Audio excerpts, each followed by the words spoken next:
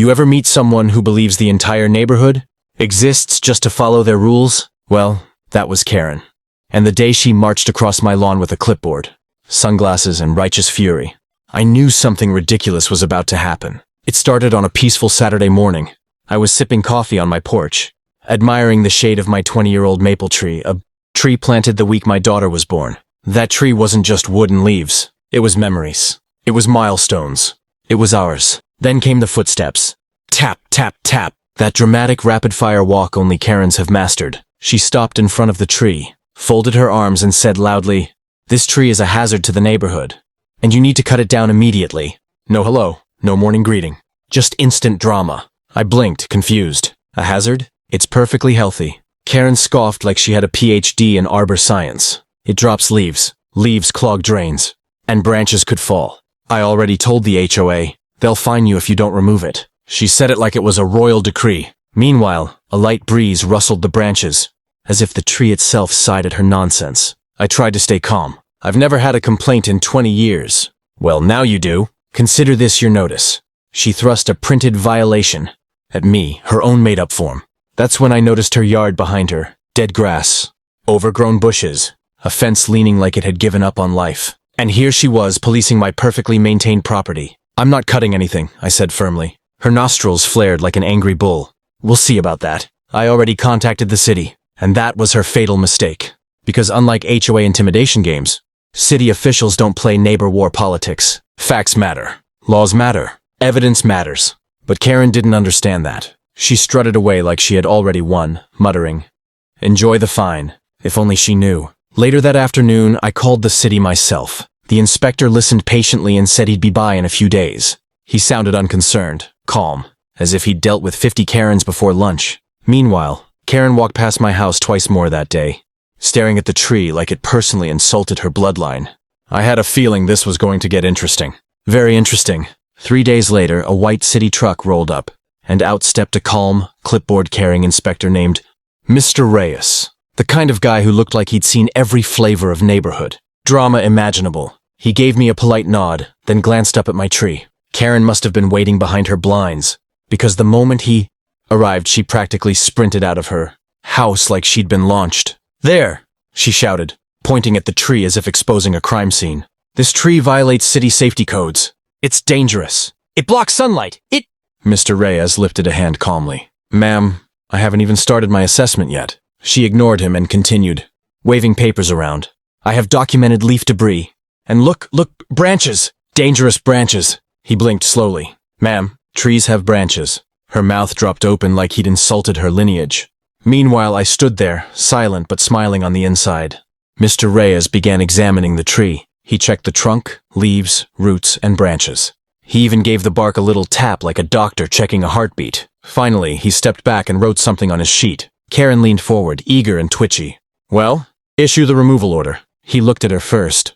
"Ma'am, this tree is healthy. Strong root base, no rot, no overhang beyond property lines, no visible hazard." Her face twisted. But it drops stuff." He turned to her slowly. "All trees drop stuff. I swear I saw her soul leave her body for a moment." Mr. Reyes continued. "In fact, this tree provides shade to your property as well, which is generally a benefit." Karen gasped like he'd accused her of stealing sunlight. Then came the line that changed everything. "However," he said, flipping through his notes, "while I was here, I observed multiple code violations on your property, ma'am." My jaw nearly hit the ground. Karen froze. "With all due respect," she sputtered, "what violations?" He pointed to her leaning fence. "That poses a structural hazard." Then to her patchy yard, overgrown and neglected vegetation. Finally, to her gutters stuffed with leaves like a Thanksgiving turkey. Blocked drainage. Potential flood issue. Karen's face turned the color of expired yogurt. "You will receive a notice in the mail," he concluded. I reported him," she squeaked. "And I inspected," he replied, already walking to his truck. Equal process. Karen stood there trembling with rage, clutching her homemade violation sheets like they were holy scripture. Meanwhile, my tree swayed gently behind me, victorious. This battle wasn't over, but the scoreboard definitely shifted. If I thought the fence gutter yard citation would humble Karen, I was wrong. Completely wrong. For most people, a city violation might encourage some reflection, maybe even an apology. Karen? No, she doubled down. The morning after the inspection, I woke to noise outside, the unmistakable Sound of someone shoving a paper into a mailbox with dramatic force. I opened the door and saw Karen storming down the street like a general marching to war. Moments later, I checked my mailbox. Another notice. This time, it was typed and stamped with a fake HOA logo that looked like it was made on Microsoft Paint by a raccoon with Wi-Fi. It demanded once again that I remove my tree under immediate neighborhood safety protocol. My wife laughed so hard she nearly choked on her toast. I walked over to Karen's yard later that afternoon. Not to escalate, just to be human. Karen, the city already decided. I'm not cutting the tree. We're neighbors. Let's just move on. She spun around with eyes full of pure fire. Move on, move on. You embarrassed me. I blinked. You called the city, and you manipulated them. She hissed, like I had bribed the tree Illuminati. Before I could respond, she jabbed a finger toward my tree. That thing is a menace. If you won't cut it, I will. My cousin has a chainsaw. I stared at her. Karen, that's illegal. You think laws protect you? She snapped. I considered reminding her that, yes, laws do in fact protect people. That's sort of their whole job. But instead, I quietly set up my new security camera pointing at the tree. Because if she thought she could play lumberjack on my property, she was in for a surprise. Over the next week, Karen went full battle mode.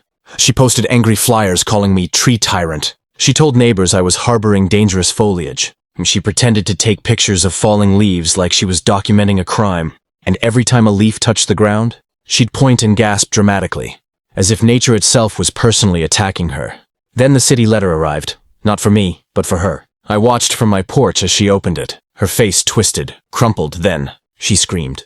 A long, agonizing, dramatic wail that probably woke the crows. She owed fines. Real ones. Payable within 30 days. She threw the letter, stomped it, then glared at my tree like it had written the notice itself. I'd never seen someone lose a war they started so confidently. But if she thought she could out Karen reality, she was about to learn one more painful lesson. Karen did not accept defeat gracefully. No, she treated the city citation like it was a personal betrayal from the universe. And the universe apparently had offended her spirit. Her next move? She hired an arborist. Well, she said she hired an arborist. In reality, some guy in a faded band tee and cargo shorts showed up holding a chainsaw like a toddler holding a crayon. He didn't even have a ladder, just a folding step stool that looked like it came from a yard sale labeled, "Free, please take." I walked outside, arms crossed. "Can I help you?" He shrugged.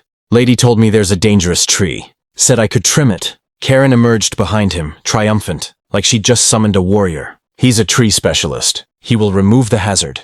I glanced at the man again. No safety gear. No company van. No permit badge. Just a guy in a chainsaw on discount mode. "Sir," I said calmly, "this tree is on my property. If you touch it, that's trespassing and property damage." He paused, scratched his neck, then turned to Karen. "You said this was your tree." She sputtered. It affects my property. That counts." He shook his head. "Nope, I'm not getting sued," and walked away faster than leaves falling in autumn. Chainsaw and pride both abandoned. Karen screeched in defeat. Then she did the one thing I knew was coming. She dialed her phone with dramatic finger force. "I'm reporting him for defying neighborhood safety." Minutes later, a police cruiser rolled up. Not sirens. Just the calm, tired of nonsense neighborhood conflict tone.